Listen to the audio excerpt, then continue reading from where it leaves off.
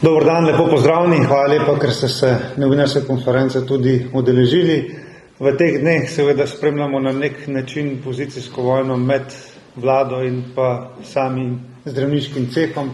V Novi Sloveniji smo prepričani, da ta stvar ne koristi nikomur, da je škodljiva tako za zdravnike, vlado, v največji meri pa seveda za vse paciente oziroma za vse državljane.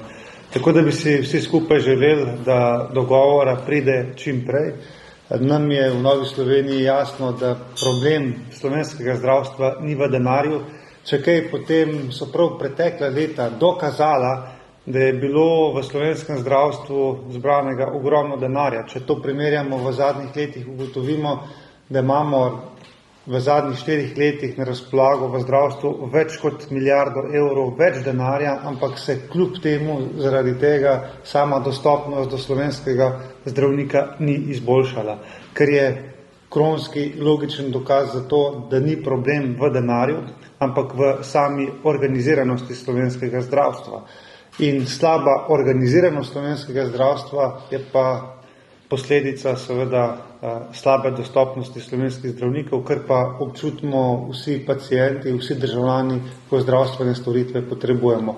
Prav zato je Nova Slovenija vložila novelo zakona o zdravstvenem varstvu in zdravstvenem zavarovanju, kjer popravljamo 80. člen zakona. Gre za enostaven, vendar učinkovit popravek, ki pravi naslednje.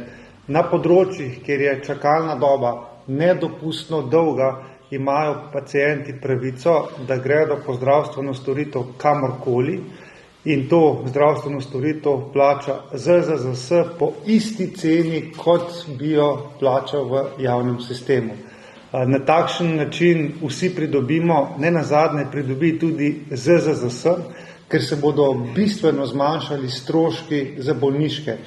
Danes gredo ogromni zneski, več 100 milijonov evrov za bolniške in s tem, ko bi ljudje prej prišli do samega zdravstvenega varstva, do zdravnika, bi se tudi stroški za samo zdravljenje oziroma za same bolniške bistveno zmanjšali. Mislim, da obstaja zelo zgovoren primer ene slovenske zdravnice iz Štajerske, ki je imela težave z hrbtenico. Seveda, če bi čakala na slovenski javni zdravstveni sistem, potem bi bila najmanj leto ali celo več v bolniški. Tako pa je šla, kljub temu, da vsak mesec pri svoji plači plačuje za obvezno zdravstveno zavarovanje samoplačniško in se je že po 3 mesecih vrnila nazaj na delovno mesto. S tem so seveda pridobili vsi, je pa nepravično do te posameznice, do te zdravnice, da se je seveda vse te stvari morala kriti sama, kljub temu, da plačuje obvezno zdravstveno zavarovanje. Kakšna je razlika med razpisi, ki jih je delal minister Loredan in tem našim zakonom? Pristop ministra Loredana je bil od zgoraj navzdol, kar pomeni, da so se delali razpisi, kjer so se posamezne zdravstvene organizacije in izvajalci zdravstvenih storitev prijavljali oziroma izvajali neke storitve. Zakon, ki ga je predlagala Nova Slovenija, pa uveljavlja pristop od spodaj navzgor, kar pomeni, da ko ima nek državljan problem, zdravstveni problem, lahko obišče kogarkoli, če seveda so na tistem področju nedopustno dolge čakalne dobe in pod istimi finančnimi pogoji, kot veljajo v javnem zdravstvenem sistemu. Mislim, da je to zelo fair pristop, da je to pristop, ki krepi naše javno zdravstvo, predvsem pa dela naše javno zdravstvo mnogo bolj dostopno. Danes ob 12. se bo začela obravnava tega zakona. Imamo podporo Zveza pacientov. Jaz si želim, da bi v vladni koaliciji premogli toliko razuma, da bi v tej poziciji sprejeli ta zakon in na nek način prispevali k temu, da bomo vsi skupaj povečali dostopnost do slovenskega javnega zdravstva. V zvezi z zdravniško stavko pa seveda lahko rečem, kar sem že uvodoma rekel, da škoduje stvar vsem, da pa razumem zdravnike, da vztrajajo na točkah, ki so jim bile že v preteklosti večkrat obljubljene.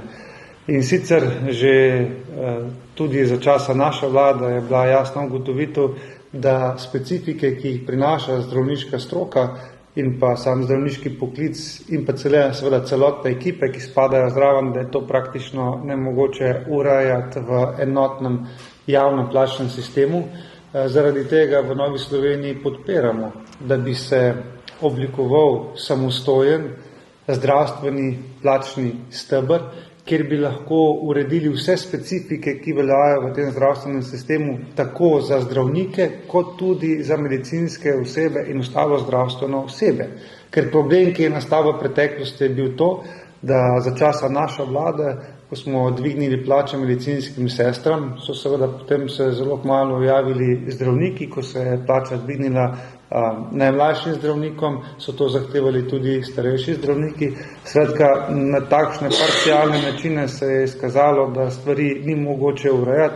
Zaradi tega se mi zdi logična zahteva Fidesa, da zahtevajo svoj plačni sistem slovenskega zdravstva, kjer bi lahko upoštevali in uredili vse te specifike in hkrati uredili pravične razmerja tako za zdravnike, kot tudi za medicinske osebe. Predvsem pa ta trenutni sistem, ki je na nek način izrojen, kjer je bistveno ne kakšno plačo imaš, ampak kakšne dodatke dobivaš, enostavno povzroča še več nezadovoljstva, še več slabe volje v slovenskem zdravstvenem sistemu. In zato bi po oceni Nove Slovenije bil najbolj smotrn pristop za končanje te pozicije, da bi se vlada začela pogovarjati z Fidesom o oblikovanju tega novega plačnega stebra, ločenega, posebnega za zdravstvo, bi pa tudi razumel pristop vlade in pozicija vlade, da bi bila osnovna pogajalsko izhodišče v okviru trenutne mase plač.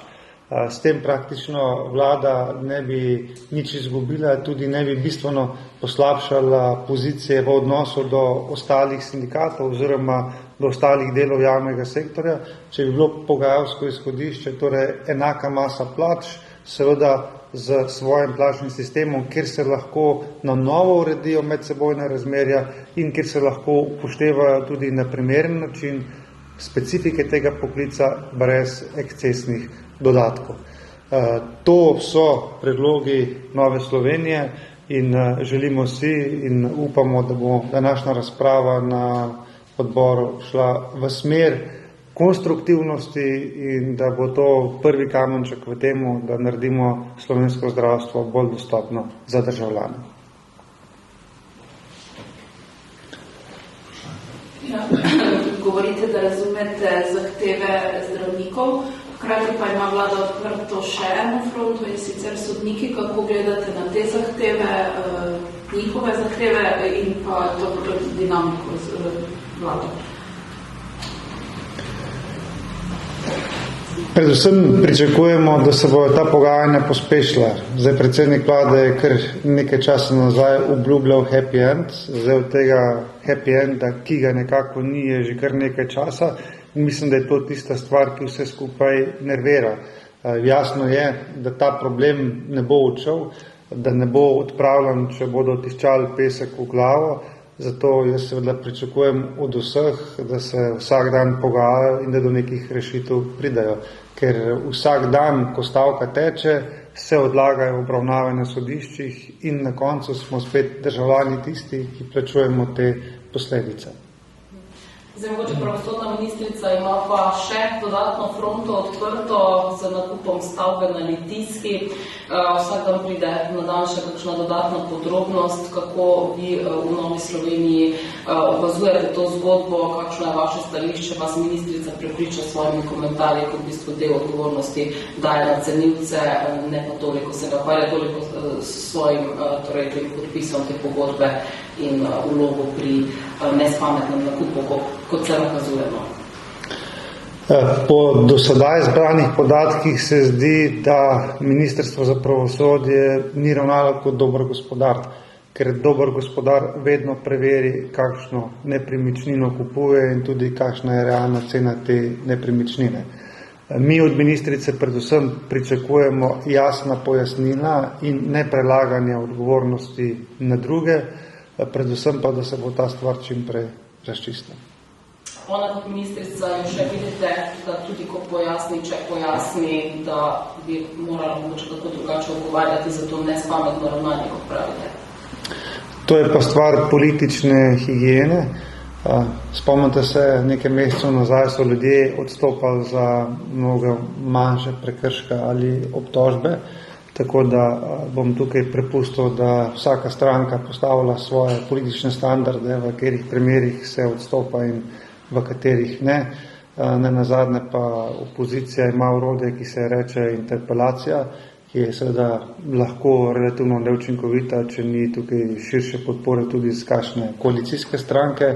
Na koncu pa seveda vedno svojo sodbo izrečejo volivci na volitvah. Bi vi podprli interpelacijo, če se bi to prispevali podpise v prvi vrsti za vložitev?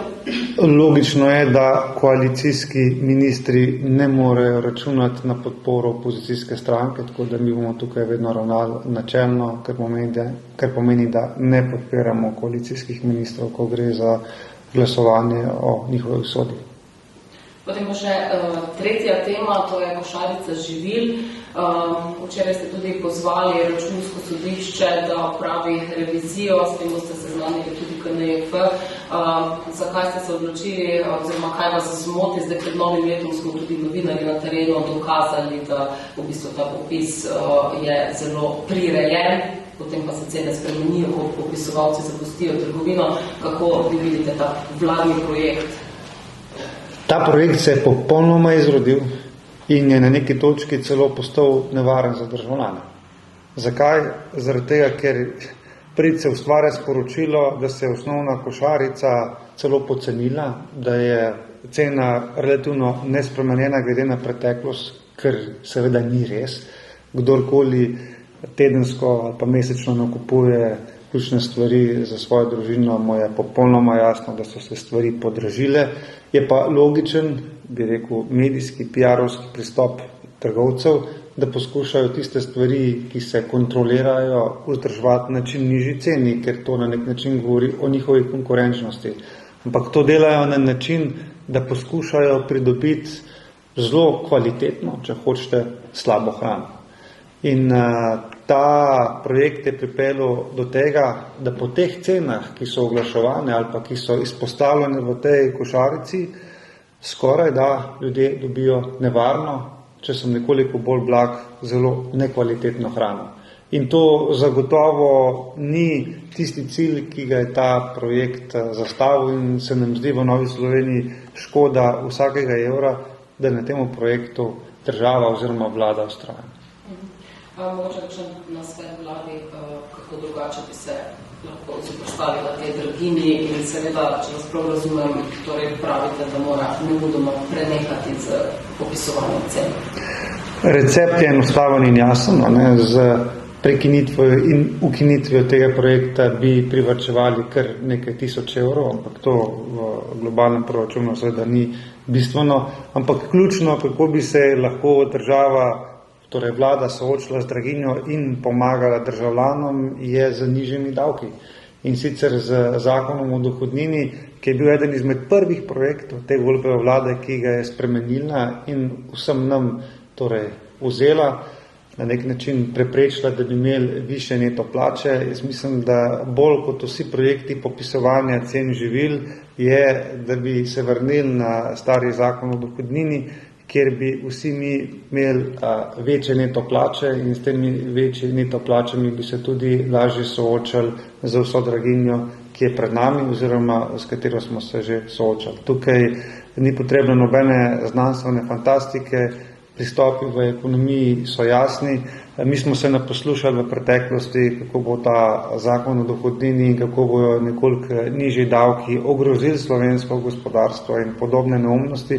Ampak, preteklost je dokazala, da ko smo izboljšali zakon o dohodnini, torej ko smo ljudi manj obdavčili, da so se proračunski prilivi celo povečali. Torej je država dobila več v proračun in smo imeli recimo v letih 2022 rekordne proračunske prilive, ker ljudje niso nespametni, ljudje se obnašajo zelo racionalno, če postanejo davki nerazumno visoki, potem se seveda zgodi, da se zelo velikokrat postavi vprašanje z računom ali brez, ali se na kakšen drug način optimizirajo. Država pa seveda zgublja v svojih blagajnah in v svojih proračunih. Tako da moj ali pa nasvet Nove Slovenije bi bil, da država neha z prerasporajanjem, kar pomeni, da je treba nekomu vzeti za to, da bomo dali nekam drugam, ampak da predvsem poskušamo najti način, kako bomo ustvarjali več, in ena rešitev je ta z nižjimi davki in druga rešitev je za debirokratizacijo. Torej, če ne bi imeli toliko zbirokratiziranih stvari, da bi lažje in hitreje realizirali svoje projekte, potem bi tudi ljudje hitreje zaslužili, država pa dobila hitreje proračunske prilive.